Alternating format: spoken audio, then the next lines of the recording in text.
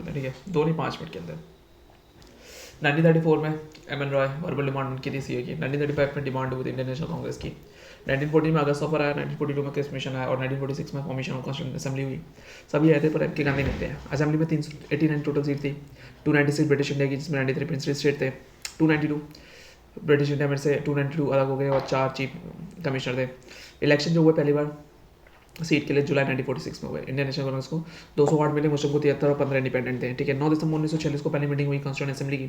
मुस्लिम ने बॉयकॉट किया, ठीक है, तो 211 मेंबर ही ज्वाइन हुए, जिसमें सचिदानंद सिन्हा जो थे वो सबसे ओल्ड होने के कारण फ्रेंच को फॉलो करते हुए हमने उनको प्रेसिडेंट बनाया। बाद में उन्होंने राजेंद्र प्रसाद बन गए थे परमानेंट वाले, और एस सी मुखर्जी और वी टी कृष्णमाचारी जो वाइस प्रेसिडेंट, यानी 2 वाइस प्रेसिडेंट थे हमारे कॉन्स्टिट्यूंट असेंबली के। 13 दिसंबर 1946 में ऑब्जेक्टिव रेजोल्यूशन पास हुआ। ऑब्जेक्टिव रेजोल्यूशन 1946 में आया था जवाहरलाल नेहरू के, जो बाद में प्रीएम्बल का रूप लिया जिसने। 22 जनवरी 1947 को हमारा ऑब्जेक्टिव रेजोल्यूशन को अडॉप्ट कर लिया गया और 3 जनवरी 1947 को माउंटबेटन प्लान आया और जून में ही पार्टीशन ऑफ कंट्री हो गया।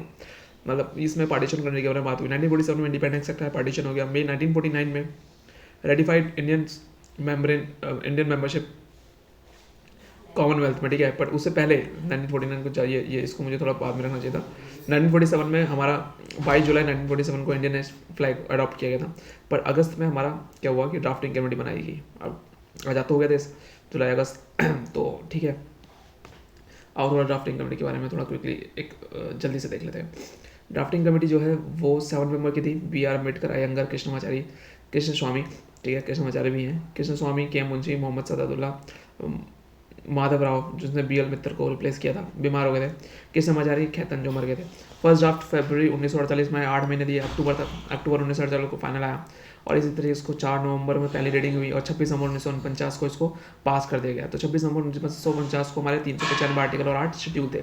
बट कहने की बात है कि क्या इसको सच में 26 नवंबर 1950 को वो कर दिया गया था? नहीं। 1950 में नेशनल एंथम दिया, ठीक है। अभी देखते हैं, अभी ये चल रहा ना यहाँ पर, चलिए इसको कंटिन्यू करते हैं।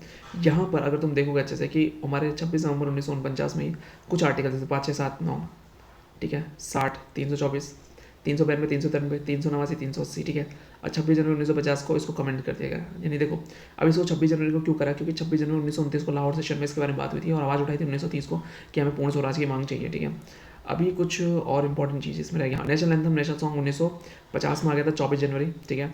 और फर्स्ट प्रेसिडेंट राजेंद्र प्रसाद बन गए थे। 1951 में पहले जनरल इलेक्शन हमारे हुए थे, ठीक है। अब मेजर कमेटी यूनियन, देखो अभी इसको समझना, ठीक है, ये इंपॉर्टेंट है। यूनियन जहाँ भी आएगा तो जवाहरलाल नेहरू, यूनियन जाएगा जवाहरलाल नेहरू, ये सिर्फ 4 ही लोगों के बीच में रही थी। इन 4 लोगों के बीच में रही। देखो जवाहरलाल नेहरू, यूनियन, ठीक है। एक चीज़ और दी थी इनको, स्टेट भी दे दिया। यूनियन और स्टेट जवाहरलाल नेहरू का हुआ, ठीक है। भीमराव अम्बेडकर क्या हुआ? भीमराव अम्बेडकर का आपका हुआ वो ड्राफ्टिंग कमेटी मिल गया। और एक और राजेंद्र प्रसाद जो थे, इनको स्टीयरिंग कमेटी और प्रोसीजर कमेटी मिल गई। 2 स्टीयरिंग और procedure, P for procedure, P for steering. Sardar Vallabhbhai Patel को क्या मिला हुआ? प्रोविंशियल कॉन्स्टिट्यूशन असेंबली, प्रोविंस को किया, ठीक है। Law man of India, iron man है, ठीक है, ये हो गया।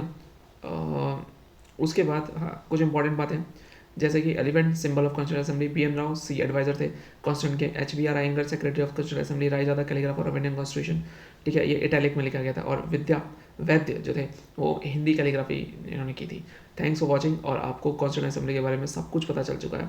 ये पूरा का पूरा हमारा टॉपिक खत्म हो गया। ऐसे टॉपिक देखने के लिए सब्सक्राइब करें और नीचे कमेंट करें नेक्स्ट टॉपिक क्या चाहिए। Thank you.